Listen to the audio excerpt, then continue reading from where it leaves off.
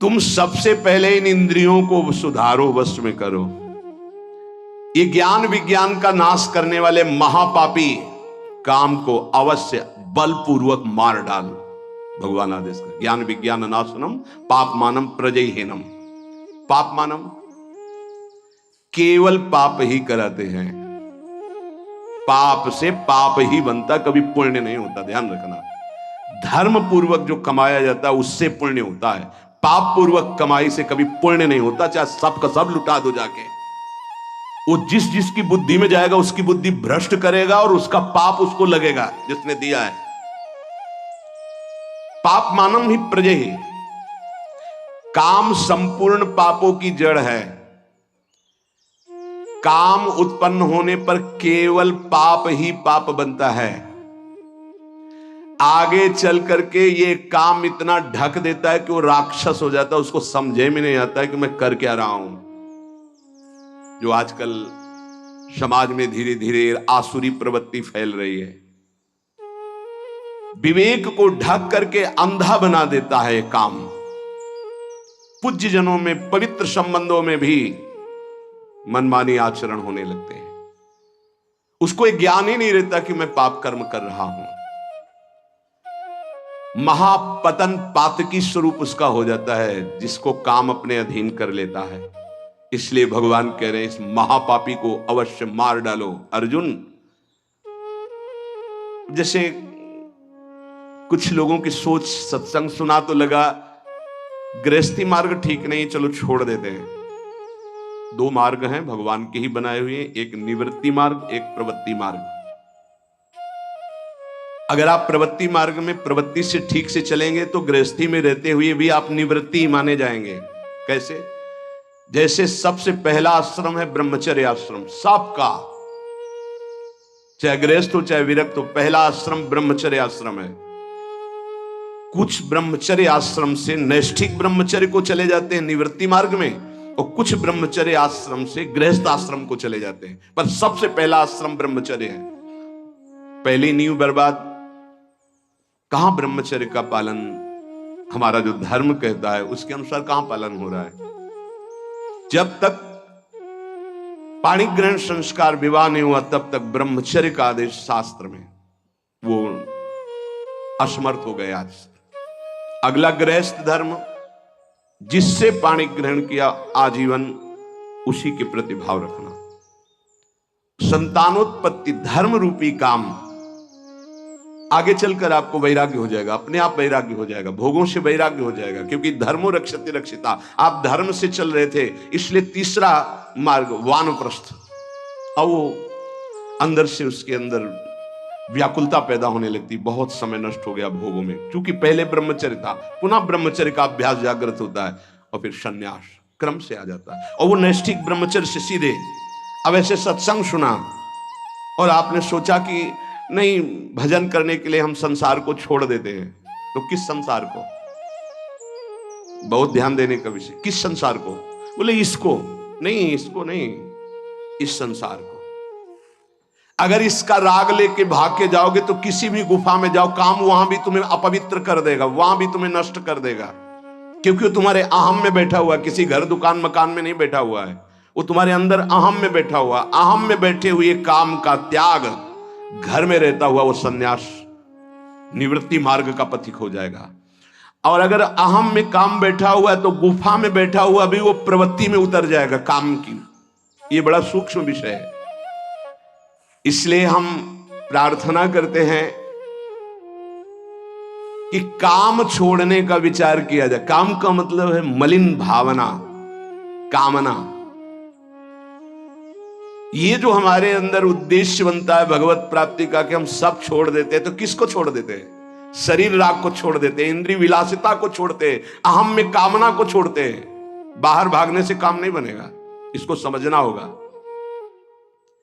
अगर कामना छूट जाए तो सब ठीक हो जाएगा। जब मनुष्य कामना रख करके कोई भी वेश धारण कर ले, कहीं भी चला जाए, तो काम उसे भ्रष्ट करता ही है। चाहे गुफा में बैठ जाओ, जंगल में चले जाओ, कहीं भी चले जाओ, मनुष्य के अंदर जब तक अहम में कामना रहेगी, जन्म मरण बंधन में पड़ा रहेगा, चाहे जहां भाग के जाए, चाहे जिस भेष को धारण कर ले, वो अंदर बना रहेगा। ये शास्त्र है, समझिए। ये जड़ पदार्थों की तरफ आकर्षण जड़ शरीर की अहमता से है कि मैं मनुष्य हूं, मैं पुरुष हूं, मैं स्त्री हूं। इसी में काम बैठा है, इसका त्याग करने की बात कही गई है। पशु पक्षियों तक को ये अपने अधीन किए हुए हैं। मनुष्य में एक शक्ति है जिसका नाम विवेक ज्ञान, उससे बच सकता है। इंद्रिय जन सुखों में, भोगों में, पदार्थों में जो कामना हो चुकी है, यही नहीं समझने देती कि मैं दिव्य भगवान का अंश हूं। केवल बातें बनाने से नहीं, मुझे किसी भी सुख की आकांक्षा नहीं है, किसी भी सुख का अभाव नहीं हमारे स्वरूप में। जब भोगों में रुचि बढ़ जाती है तो फिर रुपए का महत्व जागृत हो जाता है। रुपए में जब महत्व, तो फिर रुपए की गिनती बैंक बैलेंस में कितने हुए, बोले इतने, बोले और इतने हो जाए, और इतने हो जाए, बढ़ता चला जाता है। धर्म को, शास्त्रों को, उपासना को उपास्य देव के लिए किया जाता है, बैंक बैलेंस के लिए नहीं। अगर हमारे उपदेश का फल रुपया है, हमारे प्रवचन का फल रुपया है, हमारे अंदर का उद्देश्य रुपया है, शास्त्रों का भाव नहीं समझ पाएंगे, ज्ञान ढका रहेगा, जागृत नहीं होगा। रुपये में सुख नहीं है, रुपया से भोग मिलते हैं, भोगों में सुख नहीं है।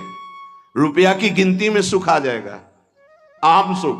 ये सारी कामनाएं अहम सुख में बैठी है। उपासक, इंद्रियाणि पराण्याहुरिन्द्रियेभ्यः परम मनः, मनसस्तु परा बुद्धिर यो बुद्धि परतस्तु सः, एवं बुद्धि परम बुद्ध्वा संस्तभ्यात्मानमात्मना, जय शत्रुम महाबाहो कामरूपम दुरासदम।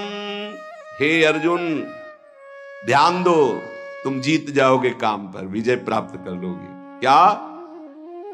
इंद्रियों से, स्थूल शरीर से श्रेष्ठ, सबल, प्रकाशक, व्यापक और सूक्ष्म मन है। स्थूल शरीर इंद्रियों से सबल, इंद्रियों का प्रकाशक, व्यापक मन है। मन से भी पर, बलवान, निर्णायक, प्रकाशक बुद्धि है। और बुद्धि का जहां से प्रकाश हो रहा है वो अहम है, और उस अहम में काम बैठा हुआ है। दुश्मन का पता चल जाए तो मारने में देर नहीं लगती। अहम में काम बैठा हुआ है, और उस अहम को जो प्रकाश मिल रहा है वो तेरे से मिल रहा है, अहम को जो बल मिल रहा है वो तेरे से मिल रहा है। तू ऐसा जान करके अपने आप को इस काम के वश में ना होने दे, और अपने बल से इस काम रूपी दुर्जय शत्रु को मार डाल। व्याख्या, इंद्रियाणि पराण्याहु, ये जो आप ढांचा देख रहे हैं स्थूल शरीर, इसमें जो कर्मेंद्रियां हैं, जो ज्ञानेंद्रियां हैं, जिनसे कर्म होता है, जिनसे विषयों का ज्ञान होता है, ये बहुत बलवान इंद्रियां हैं। अपने स्वरूप में आ जाए तो अज्ञानी पुरुष से कुछ भी करवा ले, ये बहुत बलवान है। ये प्रवचन से नहीं रुकती, ध्यान रखना। प्रवचन देने और सुनने से नहीं रुकती हैं, ये भजन से रुकती है। जितना भजन करोगे उतने ही आप इंद्रियों पर शासन कर पाओगे, नहीं तो बातचीत केवल रहेगी। मुख्य बात हमारी समझ लीजिए, अनुभव की बात कहता हूं, जीवन भर की बात कहता हूं, संतों की बात कहता हूं, शास्त्रों की बात। जब तक आपके पास नाम जप रूपी बल इकट्ठा नहीं हो जाएगा तो ये बातें सुनोगे, समझ में नहीं आएगी। समझ में आ जाएगी तो जीत नहीं पाओगे। जीतने और समझने की बात केवल भजन से होती है। भजन में रुचि बहुत कठिन है, इसलिए खूब प्रवचन हो रहे हैं, पर प्रभाव उसका बहुत कम जनों के हृदय में पड़ रहा है। उन्हीं के हृदय में पड़ेगा जो नाम जपना शुरू कर दिए हैं। जिनका नाम जप जितना प्रबल है, उतने प्रवचन का प्रभाव दूसरों पर पड़ेगा, अपने ऊपर पड़ेगा। भजन, ये तो आप निश्चित समझ लीजिए। बारी मथे घृत होए बरु सिकताते बरु तेल, बिनु हरि भजन न भौतरिया सिद्धांत अपेल। बिना भजन के बातें ही बातें रहेंगी। पर्यो प्रवाह काल के कदापि छूटी है नहीं, चाहे जो और उपाय कर लो, अगर नाम जप नहीं किया तो काल के प्रवाह से नहीं बच सकते। ये महाबली नाम तुम्हें महाबल प्रदान करेगा। हर समय चतुर शिरोमणि वही जो हर समय राधा राधा राधा राधा। इंद्रियां विषयों से बलवान है। अगर हमारी नेत्र इंद्री कहीं अंदर तो बाहर सामने विषय रखा हो नहीं घसीट पाएगा। विषय से श्रेष्ठ पर इंद्रियां हैं। जैसे बाण बनाने वाला बाण की नोक में ध्यान दिए तो श्रवण इंद्री काम नहीं कर रही है। राजा की सवारी निकल गई, उसको पता ही नहीं चला। अगर हमारी अंदर से इंद्री कहीं और लगी हुई है तो बाहर कोई विषय नहीं खींच सकता। शब्द स्पर्श रूप रस गंध, इसलिए कहा शब्द स्पर्श रूप रस गंध से बलवान और पर इंद्रियां हैं। और इंद्रियों से पर, इंद्रियेभ्यः परम मनः। इंद्रियां मन को नहीं जानती हैं, मन इंद्रियों को भी जानता है और विषय को भी जानता है। ये रहस्य को समझिए। अभी सब उल्टा है। विषय ने इंद्री को खींच लिया, इंद्री ने मन को खींच लिया, मन ने बुद्धि को अधीन कर लिया और बुद्धि के अधीनाम हो गए। जैसा निर्णय होता है हम भटकते चले जा रहे हैं, यद्यपि बहुत बलवान है।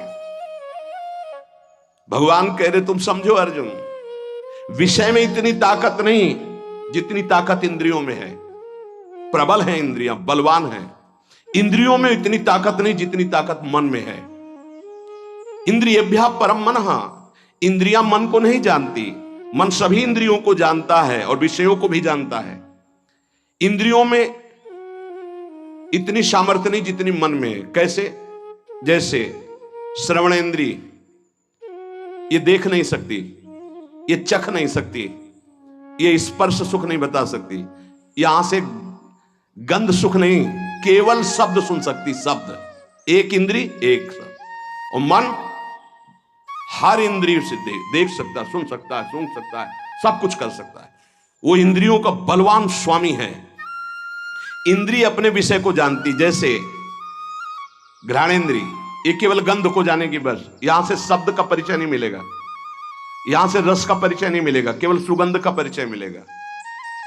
त्वचा केवल स्पर्श को जानती है, यहां से गंध का परिचय नहीं मिलेगा, शब्द का परिचय नहीं मिलेगा, रस का परिचय नहीं मिलेगा।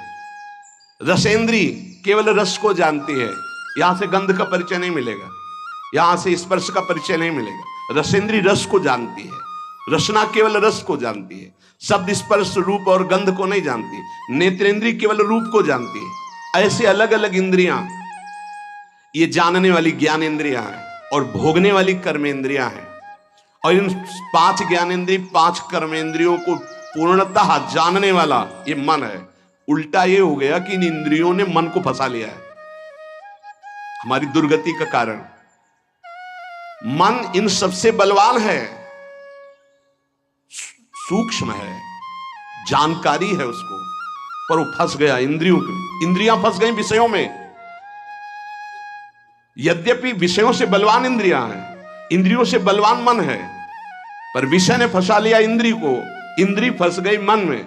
अब कह रहे हैं मनसस्तु पराबुद्धि। वैसे सच्चा इनका स्वरूप यही है कि विषयों से बलवान इंद्रियां हैं, इंद्रियों से बलवान मन है और मन से बलवान बुद्धि है। मनसस्तु पराबुद्धि। मन बुद्धि को नहीं जानता, लेकिन बुद्धि मन को जानती है, इंद्रियों को जानती है, विषय भोगों को जानती है। मन कैसा है? बोले इस समय शांत है। मन कैसा है? बोले लग नहीं रहा, शांत है। ये ज्ञान किसको? बुद्धि को। ठीक है या बेठीक है, इंद्रियां कहां भाग रही, मन कहां जा रहा, सारा निर्णय बुद्धि करती है। बुद्धि मन को, मन के संकल्पों को, इंद्रियों को, इंद्रियों के विषयों को, सबको जानती है। ये सबसे श्रेष्ठ प्रकाशक, बलवान, व्यापक और सूक्ष्म है बुद्धि। या बुद्धि परतस्तु सा। अब जो बुद्धि निर्णय करती वो अपने स्वामी से पूछ के करती। स्वामी जानते कौन है? अहंकार। इसी अंतःकरण में ये मन कह रहा है कि ये भोग लूं, हाँ हाँ भोग लो। बुद्धि बड़ा सुख मिलेगा, मन कह रहा है हाँ हाँ ठीक है। ये देख लूं, ये छू लूं, ये सूंघ लूं। और अहंकार में बैठा हुआ चोर ये काम है, इतनी ऊंचाई पे बैठा, इसीलिए जल्दी मारा नहीं जा सकता। ये बहुत सूक्ष्म विषय भगवान वर्णन कर रहे हैं। काम कोई ऐसा नहीं है, कहां बैठा है? बोले बुद्धि जो निर्णायक है उसके ऊपर बैठा हुआ है, अहम के अंतर। ये जो देहाभिमान है इसी के अंतर काम बैठा हुआ है। या बुद्धि परतस्तुषा, बुद्धि का स्वामी ये अहंकार है, इसलिए वो निर्णय करता है, यार मेरी बुद्धि नहीं कहती कि मैं करूं, वो अहम बोल रहा है। ए बुद्धि जो भी करती है अहम की अनुमति से करती है, मन जो भी करता है वो बुद्धि की अनुमति से करता है। बुद्धि मन ये अहम सहित अधीन हो गए भोगों के, इसीलिए एक काम वहीं अहम में बैठा हुआ है। बड़ा सूक्ष्म विषय है। अपने को परम स्वतंत्र मानता है पर अधीन है बुद्धि मन और इंद्रियों के, इसलिए इसकी दुर्गति हो रही है। ये अहम जो अंतःकरण का है ना, या पूरा चैतन्य है ना पूरा जड़ है, ना जड़ है ना पूरा चैतन्य है, इसमें दोनों मिले हुए अंतःकरण वाले में, इसीलिए इसका त्याग करना होता है। शुद्ध अहम में ब्रह्म स्वरूप है, ये अंतःकरण का अहम मिश्रित है। चैतन्य घन आत्म स्वरूप का पावर ही इसी अहम पे पड़ रहा है, और ये जड़ अंश शरीर को स्वीकार किए हुए इसी जड़ अंश में मैं स्त्री हूं मैं पुरुष हूं काम बैठा हुआ है। वास्तव में ये अहम काम में रहता है, वहीं से भोग की इच्छा प्रकट करता है, और सुख दुख का भोक्ता जो अहम है उसी के अनुसार बुद्धि चलती है, और बुद्धि के अनुसार मन, मन के अनुसार इंद्रियां, इंद्रियां विषयों में। सीधे अहम विषयों से आकर्षित है, पूरा सिस्टम उल्टा हो गया। मैं देखना चाहता हूं, मैं भोगना चाहता हूं, मैं सूंघना चाहता हूं, पूरा सिस्टम गंदा हो गया है। नहीं, जिसे कहते हैं पूरा सिस्टम भ्रष्ट हो गया, पूरा सिस्टम गिर चुका है। इसी की साधना हो रही है, ये भगवान उपदेश कर रहे हैं। भोक्ता भोग भोग्य, भोक्ता मैं, भोग्य भोगने की क्रिया, और भोग जिसको भोगा जा रहा है, ये तीनों मायाकृत हैं, तीनों जादू का तमाशा है। ना कोई भोगता है, ना भोग्य है, ना भोग है, फंस गए। इतना आकर्षण भोगों में है कि भोक्तापन का जो अहम है, एक तरफ भगवान है, वो भगवान को छोड़ देगा, भोग को स्वीकार कर लेगा। ऐसे ही अपने लोग किए हुए हैं ना। ये तीनों सिद्ध समझो, भोक्ता, भोग्य और भोग, माया की सिद्धि है ये। शुद्ध चैतन्य जो मैं है उसको ये आकर्षित नहीं कर सकते। ये जड़ अहम शरीर का जो है, इसी से हमारी दुर्गति हो रही, इसी का परिवर्तन, इसी अहम को गुरु चरणों में समर्पित किया जाता है। इसी अहम को जब भगवान के चरणों में गुरुदेव समर्पित करते तो ये शुद्ध दासत्व में या ब्रह्म स्वरूप में स्थित होता, ज्ञान मार्ग या भक्ति मार्ग। ये जो चैतन्य से अहम प्रकाशित हो रहा है अंतःकरण का, ये सबका आश्रय, सबका आधार, सबका कारण, प्रेरक, श्रेष्ठ, बलवान, प्रकाशक, व्यापक, सूक्ष्म, ये है। जीव किसे कहा गया जानते हो? इसी अहम को स्वीकार करने के कारण। नहीं है क्या? सबका आश्रय कौन है? वही एक तत्व जिसे परमात्मा, भगवान, ईश्वर, सबका आश्रय, सबका आधार, सबका कारण, सबका प्रेरक, सबसे श्रेष्ठ, सबसे बलवान, सबका प्रकाशक, सबका व्यापक, सबसे सूक्ष्म। फंस कहां गया? इस अंतःकरण आम धर्म में, देहाभिमान में। बस इसे ही मुक्त करना है साधना।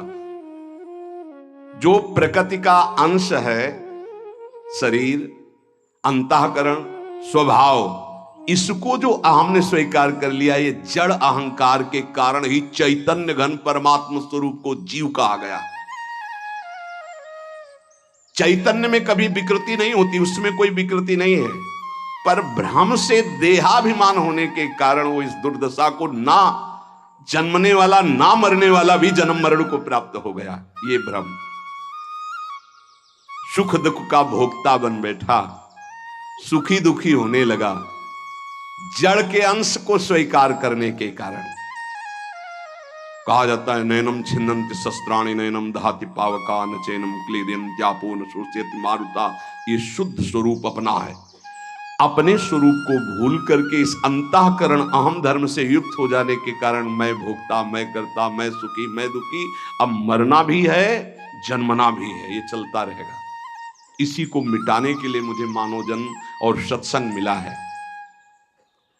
इस जड़ चैतन्य का तदात्म आकर्षण हो गया है, कभी हो नहीं सकता पर हो गया, यही माया है। श्री भगवान कह रहे हैं मारो इसको, ये समझकर कि तुम्हारे बल से बलवान होकर के ये अंतःकरण का अहम बुद्धि के प्रलोभन में आकर के कि ये सुख है, भोगो, भोगने में सुख है, धन कमा लो, एकत्रित कर लो, इसमें सुख है, और मन उनका संकल्प करता है, इंद्रियां उनको भोगती हैं, इसको मैं स्वीकार करता हूं, इसी से मेरी दुर्गति हो गई। हे अर्जुन, इंद्रियों से परे मन, मन से परे बुद्धि, बुद्धि से परे अहम, अहम तेरे से प्रकाशित हो रहा है। ये तेरा स्वरूप नहीं, अंतःकरण का अहम। मार डाल इस अहम में बैठे हुए काम रूपी शत्रु को। संस्तभ्यात्मान मात्मना, काम को मारने का उपाय भगवान बता रहे हैं। जब तक आप अपने को भगवद अंश स्वरूप नहीं मानेंगे तब तक काम से रहित नहीं हो सकते। अब अपने को भगवत स्वरूप मानने के लिए भगवान कह रहे उद्धरे दात्मनात्मानम, अपने आप से अपना उद्धार कीजिए। एनात्मयुवात्मना जितोह, अपने आप से अपने आप को जीत लीजिए। अब ये बड़ा कठिन है, समझे? इतनी देर हुआ कुछ समझ में आया, पकड़ में आया? अभी जब चलोगे तो वही आएगा कि मैं शरीर हूं, वही फिर चिंतन चलने लगेगा। प्रभु से, अब सहज भाव में आ जाओ, प्रभु से विमुख होने के कारण ये शरीर, ये संसार, ये संबंध हमें बांधे हैं। जब हम गुरु की शरण में होते तो इन्हीं पे प्रहार होता है, बहुत बुरा लगता है उसको, जन्म जन्मांतर से उसी में फंसा है। तो पूज्य राधा बाबा जी ने कहा था कि साधु जिसके पीछे पड़ जाता है उसका कल्याण करके छोड़ता है। आपको अभी बुरा लग रहा है, बाद में नाचोगे कि कृपा हो गई जो मुझे इन संबंधों से रहित कर दिया, नहीं तो उन्हीं में फंसे हुए जीवन चला जाता। मैं सब कुछ नहीं जान पाऊंगा, इतना फंस चुका हूं। तो जो जाने हुए हैं, इसीलिए वही भगवान जनाने के लिए गुरुदेव के रूप में आते हैं। इस संसार संबंध को काटने के लिए गुरु कृपा कुल्हाड़ी का काम करती है। तो आप मान जाओ भाई, तुम ऐसे नहीं मिलोगे, तुम उनसे बात नहीं करोगे, तुम ऐसे, तो उनको लगता है कि क्या चाहते क्या है, चाहते हैं कि आप असंग हो, आपका स्वरूप असंग है, ये जान जाओ। तुम्हें किसी संग की जरूरत नहीं, किसी भोग की जरूरत नहीं, किसी पद की, किसी संपत्ति की नहीं जरूरत है, नहीं जरूरत है। मान लीजिए आप इतने खुद सुख समुद्र हैं कि आपको किसी सुख की जरूरत नहीं। आप जरूरतें मान मान करके फंस गए, इसीलिए आपको जरूरत से हटो हटो हटो। असंग हो तब तुम जान पाओगे कि तुम हो कौन। इस काम की पूर्ति कभी नहीं हो सकती, इसलिए काम से हटना ही विवेक है, बुद्धिमानी। हटो इससे। जिस संसार से, जिस शरीर से, जिस संबंधियों से संबंध जोड़ा है, जब तक तुम संबंध नहीं तोड़ोगे तो कोई नहीं तोड़ सकता। इसलिए उद्धरे दात्मनात्मानम, अपने द्वारा अपना उद्धार करो। तुम्हें उपदेश हो सकता है लेकिन तोड़ना तुम्हें पड़ेगा। फोन से बात करना, जाके मिलना, बार बार बात करना, बार बार व्यवहार बना, तो वो संबंध पुष्ट कर रहे हो आप, और कुछ नहीं कर रहे हो। आप अपना पतन कर रहे हो, कुछ नहीं कर रहे हो। कोई बड़ी बात नहीं, पूरा संसार इसी में फंसा है। बड़ी बात यह है कि उस फंसाव से हट गए। देखो, दो मार्ग हैं, बार बार समझ लीजिए, निवृत्ति और प्रवृत्ति। प्रवृत्ति मार्ग में माता पिता को भगवान समझ करके खूब मेहनत करो और कमाओ और सबकी सेवा करो। और निवृत्ति मार्ग में कदम रख दिया तो लौट कर पीछे नहीं देखा जाता, कौन माँ, कौन पिता, कौन भाई, कौन परिवार, कुछ नहीं। मार्ग का प्रभाव होता है। अगर ये देखोगे तो फिर उनका उद्धार नहीं कर पाओगे, और अगर निकल गए तो 14 पीढ़ी आगे के, 7 पीछे की, 21 पीढ़ियों का कल्याण हो जाता है। मान लीजिए बात। जब इसमें आ ही गए हो निवृत्ति मार्ग में, तो अब लौट कर कदम पीछे मत देखो। जिम्मेवारी प्रभु के चरणों में समर्पित करो। पूरे विश्व ब्रह्मांड का भरण पोषण करते हैं, तुम्हारा भरण पोषण तो बहुत छोटी बात है, चिंता क्यों करते हो? क्या चाहिए? आज तक जो भरण पोषण कर रहा है वो किसकी सामर्थ्य थी कि मां के शरीर में रक्त को दूध में बदल दे? जब हम पैदा हुए तो हमारे पचाने की कोई सामर्थ्य नहीं थी, तो मां के रक्त को दूध में बदल दिया और वो पान करके हम पुष्ट हुए। जब वो इतनी व्यवस्था पहले से रखे हुए, हमको चिंता क्या करनी? गर्भ में जब जिसने हमारी रक्षा की, गर्भ के बाहर आते ही जिसने हमारी व्यवस्था भोजन की कर दी मां के वक्षा स्थल में, वो हमारी जीवन में व्यवस्था नहीं करेगा? करेगा। हमको चिंता नहीं करनी। इसलिए भगवान से पूरा संबंध जोड़ लो, अभी ठीक हो। ये दूसरा भाव वर्णन किया जाता भक्ति का। पहला शुद्ध भाव था विवेक के द्वारा। अगर वो तुम्हारी समझ में नहीं आया तो ये समझ लो, जिसने संसार से जितना संबंध जोड़ा है, शरीर से संबंध जोड़ा, भोगों से जोड़ा, उसी को तोड़ना होगा। तुम्हें शास्त्र उपदेश हो जाएगा, गुरु उपदेश करेगा, तोड़ना आपको पड़ेगा। भैया आपकी इच्छा की बात है, आप अपना उद्धार अपने द्वारा कीजिए, भगवान का आदेश। इसलिए आपको ही सारे संबंध छोड़कर भगवान से संबंध जोड़ने पड़ेंगे। जोड़ने क्या है? उन्हीं के हैं, मान लीजिए। तोड़ना तुम्हें पड़ेगा, तोड़ना पड़ेगा। नाता एक राम जी से, दूजा नाता तोड़ दे, तोड़ना पड़ेगा। दूरादपाश स्वजनान। अगर गृहस्थी में हो तो अंदर से भगवत भाव करो, विरक्ति में हो तो भगवत भाव करते हुए दूरी बना के रहो। दोनों मार्गों का अलग अलग है। आपको प्रभु से संबंध जोड़ना पड़ेगा। वो तो संबंध माने हुए ममैवांशो, तू मेरा अंश है, लेकिन तुम कहां हो? शरीर में, संसार के संबंधों में। इसीलिए तुम काम विजयी नहीं हो पा रहे। अपने द्वारा अपने आप को वश में करो, तुम्हें किसी सुख की जरूरत नहीं। तुम्हारे सुख को नष्ट करने वाली हर चेष्टा होगी। अगर इन चेष्टाओं से सुख ले रहे हो तो बंधोगे, सुख है नहीं। और अगर इन चेष्टाओं को बंद कर दोगे तो तुम्हें अपना स्रोत सुख का पता चल जाएगा। चेतन अमल सहज सुख राशि। जय शत्रु महाबाहो काम रूपम दुराशदम। हे महाबाहो, तुम मार सकते हो, भगवान के शरणागत हो, इसको मार सकते हो। उठो, मारो इसको। कैसे मारो? सारा संबंध श्री भगवान से, पूरा भार श्री भगवान को, हर क्षण उनका स्मरण और कर्तव्य का पालन। और जहां तुम्हें लग रहा है कि मैं नहीं जीत पा रहा हूं, वहां पुकारो, बल मिल जाएगा, जीत जाओगे। टूटो मत। ये सुविधा माया इसलिए दे रही है आपको कि आप आगे मत बढ़ पाओ, भगवान को प्राप्त न कर पाओ। ठुकराओ इस सुविधा को। जो आंतरिक सुविधाएं भागवतिक है उनको स्वीकार करो, बाह्य सुविधाओं को उतना जितना जीवन की यात्रा के लिए आवश्यक है, बस निकल जाओगे।